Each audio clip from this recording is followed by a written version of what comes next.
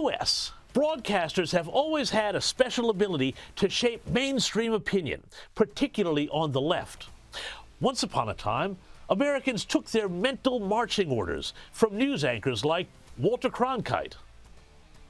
To say that we are mired in stalemate seems the only realistic, if unsatisfactory, conclusion. Stalemate? Unsatisfactory conclusion? No, Cronkite was not reading from notes purloined from Jill and Joe Biden's couples counseling sessions. Instead, he was talking about something far worse, the Vietnam War, which at the time was at its height. Now, after that broadcast you just watched, then President Lyndon Johnson supposedly said, quote, "Well, if I've lost Cronkite, I've lost middle America."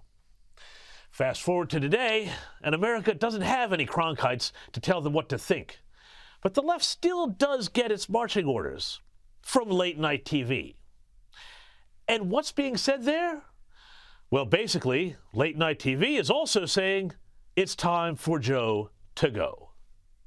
I know I've made a lot of jokes about Joe being old, but in my defense, since I made those jokes, he has gotten even older. That's on him. That's not me. There is something older than Joe Biden. It's the universe. Well, I read that Dr. Fauci said that he plans to retire by the end of President Biden's term.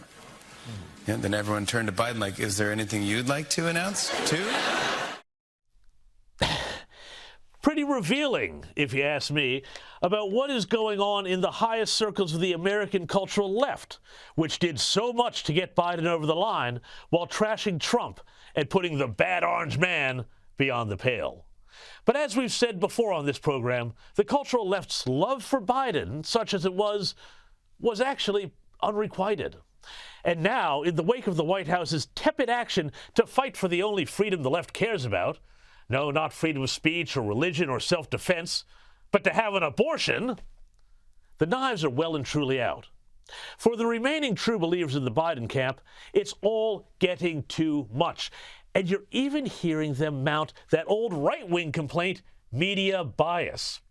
In the Washington Post, columnist Perry Bacon said, quote, "Yes, I am calling for the media to cover Biden more positively," as if the mainstream media in the U.S. wasn't Soviet enough already.